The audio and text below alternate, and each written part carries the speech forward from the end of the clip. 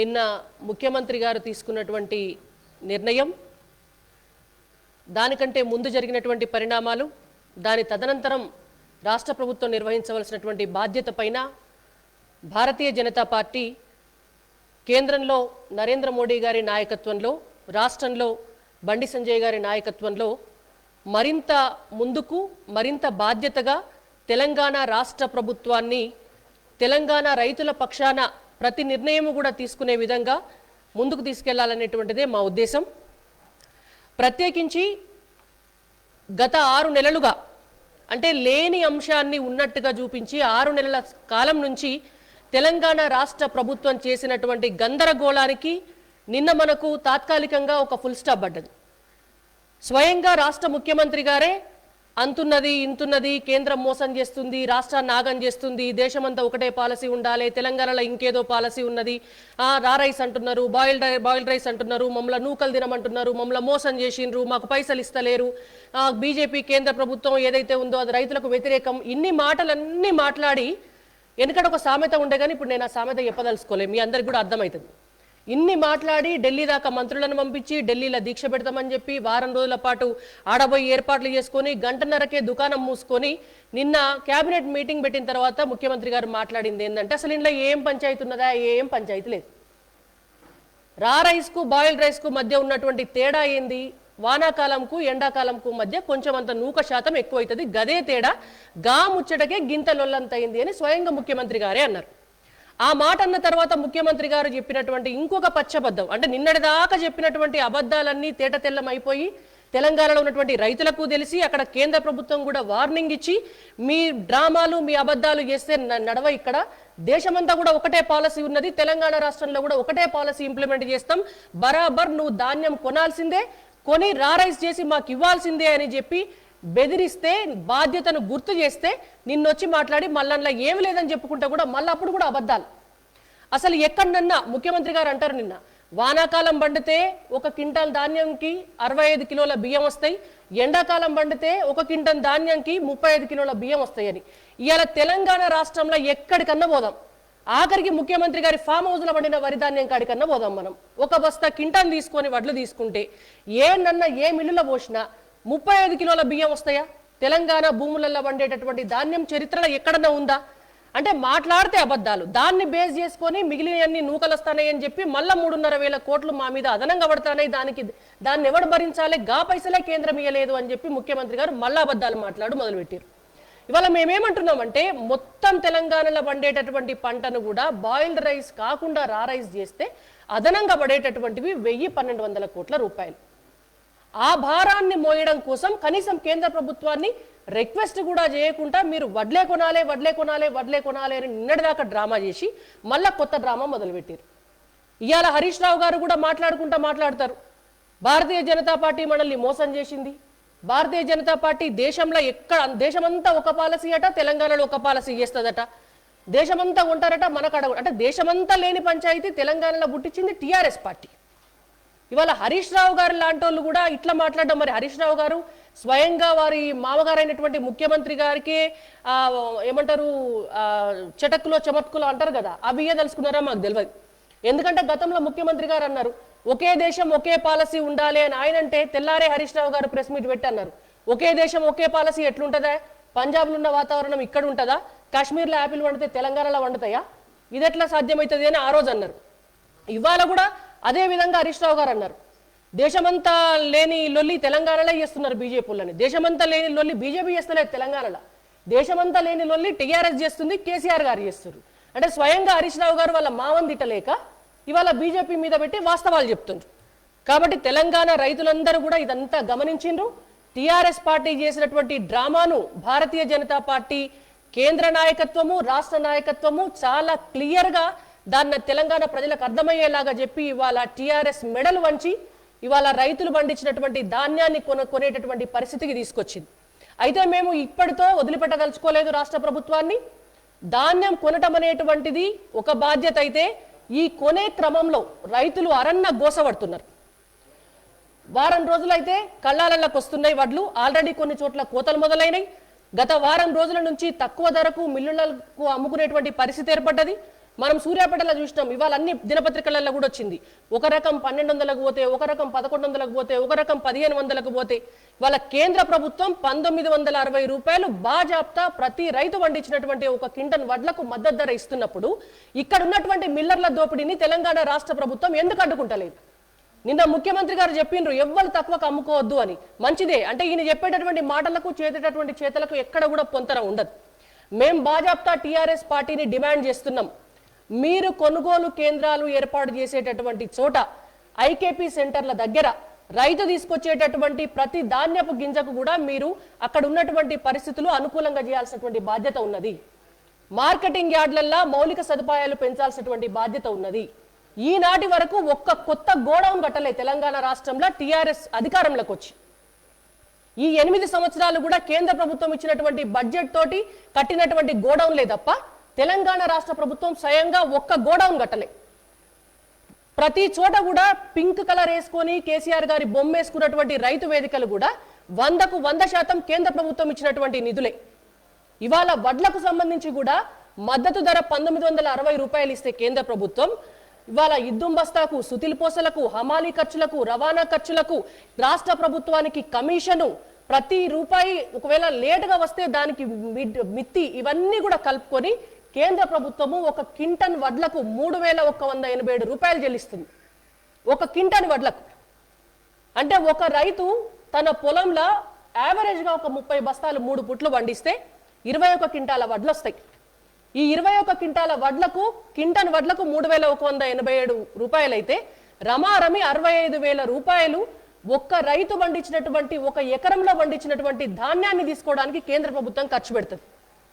ఇవాళ రాష్ట్ర ప్రభుత్వం 5,000 రూపాయల రైతు బంధు ఇచ్చి మేమిచ్చినాం మాది రైతు ప్రభుత్వం అని డబ్బులు వేసుకొని తిరుగుతున్నారు మీరు. మరి వాళ్ళ ఒక్క ఎకరానికి రైతు పండించినటువంటి పంటకు ఆహార భద్రత, రైతుకు భద్రత కల్పించడం కోసం, దేశ ప్రజలకు ఆహార భద్రత కల్పించడం కోసం 65,000 రూపాయలు ఖర్చు పెడుతుంది కేంద్ర ప్రభుత్వం. మరి మేమేన్ని డబ్బులు వేసుకొని తిరగాల? మరి ఇవాళ మీరు రైతు బంధు ఇచ్చి దేశమంతా ఫ్లెక్సీలు పెట్టించుకుంటారుగా పోస్టర్లు. మరి వాళ్ళ ఇన్ని లక్షల కోట్ల రూపాయలు వ్యవసాయం మీద ఖర్చు పెట్టినటువంటి బీజేపీ ఎన్ని పోస్టర్లు వేసుకోవాలి ప్రపంచమంతా? ఇవే కాకుండా రైతుల కోసం ఇచ్చేటటువంటి రైతు బీమా, ఫసల్ బీమా పథకం కూడా కేంద్ర ప్రభుత్వం ఇస్తే 3 సంవత్సరాల నుంచి రాష్ట్రం వాటా గట్టక 10 లక్షల మంది రైతులను అరన్న గోస పెడుతున్నారు. రేపొద్దున మార్కెట్ యార్డ్లకు వచ్చినటువంటి పంటను మేము డిమాండ్ చేస్తున్నాం, ఆ పంటకు గ్యారెంటీ ఇవ్వాల్సినటువంటి బాధ్యత తెలంగాణ రాష్ట్ర ప్రభుత్వానిది. మీరు కేంద్ర ప్రభుత్వం ఇచ్చేటటువంటి ఫసల్ బీమా పథకానికి డబ్బులు గట్టక రేపొద్దున పుసుకున ఆడ అకాల వాన పడితేనో, లేకపోతే మీరు యాళ్లకు ఆ వడ్లను ఎత్తించకపోతే ఏ గాల్దుమారం వస్తేనో ఏదన్నా నష్టం జరిగితే వాళ్ళ పంటకు గ్యారెంటీ ఏముంది? మరి వాళ్ళ తెలంగాణ రాష్ట్ర ప్రభుత్వం అయితేనా మీరు ఫసల్ బీమా పథకాన్ని కన్సిడర్ అన్న చేయండి, రాష్ట్ర వాటా కట్టాల్సినటువంటి డబ్బు కట్టండి, రైతులకు పంట బీమా ఇప్పియండి. లేదంటే తెలంగాణ రాష్ట్రమైన ఒక సపరేట్ పంట బీమా పాలసీనన్నా తీసుకురండి. ఏది చేయకపోవటం వల్ల గత పంట సమయంలో మిర్చి రైతులందరూ కూడా అకాల వర్షాలకు మొత్తం వాళ్ళ పంట పోయి నానా కష్టాలు పడి పెట్టిన పెట్టుబడి లేక ఇల్లు వాకిల్లు కోల్పోవాల్సినటువంటి పరిస్థితి ఏర్పడ్డది. అటువంటి రైతుల పరిస్థితి ఏమిటి? రేపటి నుంచి కళ్ళాలల్ల నుంచి మార్కెట్ యార్డ్లకు వచ్చిన తర్వాత కుప్పల మీద, వరి కుప్పల మీద రైతులు చచ్చిపోతున్నారు. ఎండకెండుతున్నారు, వానకు దడుస్తున్నారు, చలికి వణుకుతున్నారు. కనీసం వాళ్ళకు భద్రత ఏమిటి? వాళ్ళ పంటకు వచ్చేటటువంటి భద్రత ఏంటి? మీరు పంట వచ్చిన తర్వాత రైతులకు టోకెన్లు ఇష్యూ చేయడానికి కూడా 2-3 రోజులు తీసుకుంటారా? టోకెన్లు ఇచ్చిన తర్వాత వరి బస్తాలు, వడ్ల బస్తాలు కనీసం ట్రాక్టర్లలోనో లారీలలోనో ఎత్తేటందుకు వారం రోజులు తీసుకుంటారా? మార్కెట్ యార్డ్లల్లో రైతుల దగ్గర తీసుకొచ్చినటువంటి పంటకు కనీసం ఒక క్వింటానికి 3 కిలోలు 4 కిలోలు తాలు తీస్తున్నారు. మరి ఈ తాలంతా ఎందుకు తీస్తున్నారు? దాదాపుగా 6-7 సంవత్సరాల నుంచి భారతీయ జనతా పార్టీ ప్రతి సందర్భంలో కూడా డిమాండ్ చేస్తుంది, మీరు మార్కెట్ యార్డ్లల్లో రైతుల దగ్గర ధాన్యంలో తాలు తీసుకుంటా వాళ్ళను నష్టపరుస్తున్నారు. అక్కడి నుంచి రైస్ మిల్లులకు పోయినాక వాళ్ళు కూడా 4 నుంచి 5 కిలోలు తాలు పేరుతో నష్టపరుస్తున్నారు. ఒక క్వింటానికి 7-8 కిలోలు తాలు పేరు మీదనే పోతే రైతుకు వచ్చేటటువంటి పైసలు ఎక్కడొస్తాయి? మీరు రైతు పంటకు బీమా ఇవ్వకపోతిరి, నకిలీ విత్తనాలను అరికట్టలేకపోతిరి, విత్తన భాండాగారం చేస్తామని చెప్పారు తెలంగాణ రాష్ట్రాన్ని. ఎక్కడన్నా విత్తనాల పరిశోధన జరుగుతుందా తెలంగాణ రాష్ట్రంలో? ఈ రోజు వరకు కుప్పలు తెప్పలుగా నకిలీ విత్తనాలు, ఎక్కడ చూసినా నకిలీ నర్సరీలు, మిర్చి రైతులైతే నకిలీ మిర్చి నర్సరీల నుంచి తీసుకుపోయినటువంటి మిరప చెట్లు వేస్తే తీర పూతొచ్చిన తర్వాత కాత రాక పొలాలు దున్నుకున్నారు. ఎక్కడన్నా ఒక సమగ్రమైనటువంటి వ్యవసాయ విధానం ఉన్నదా తెలంగాణ రాష్ట్రంలో? కాబట్టి ఇవాళ భారతీయ జనతా పార్టీగా మేము డిమాండ్ చేస్తున్నాం, అయిన దానికి కాని దానికి ఉన్నదానికి లేని దానికి ఇతర రాష్ట్రాలతో పోల్చుకోవడం కాదు. ఇవాళ నిజంగా రైతు పక్షపాతి ప్రభుత్వం టీఆర్ఎస్ పార్టీ అయితే ఈ 7 సంవత్సరాలుగా మీరు చేయకపోయినా ఇప్పుడన్నా చేయండి. రాష్ట్రంలో ఒక సమగ్ర వ్యవసాయ విధానం అవసరం. దేశమంతా భూసార పరీక్షలు చేస్తుంటే తెలంగాణ రాష్ట్రంలో ఎందుకు భూసార పరీక్షలు చేయరు? కేంద్ర ప్రభుత్వం నిధులిస్తే కూడా మీకు చేతగాకపోతే ఎట్లా?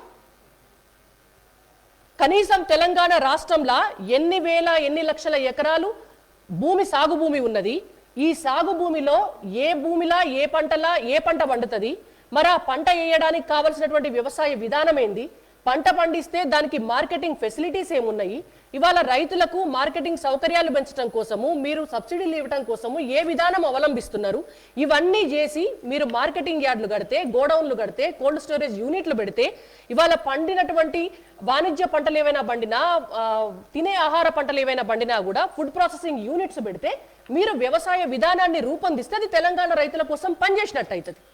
ఇవేమీ చేయకుండా నేను 5,000 రూపాయల రైతు బంధు ఇస్తున్నా కాబట్టి ఇక రైతులందరూ చల్లగున్నారు, నేను మొత్తం డప్పేసుకొని దేశమంతా తిరుగుతా, భారతదేశంలో విప్లవం సృష్టిస్తా, అన్ని రాష్ట్రాలను కలుపుకొని ఏదో చేస్తా అంటే నిన్న మీరు దీక్షకు కూర్చున్నప్పుడు ఏ రాష్ట్ర రిప్రజెంటేటివ్ రాలే, మరి కనీసం ఒక్క ట్వీట్ కూడా చేయలే.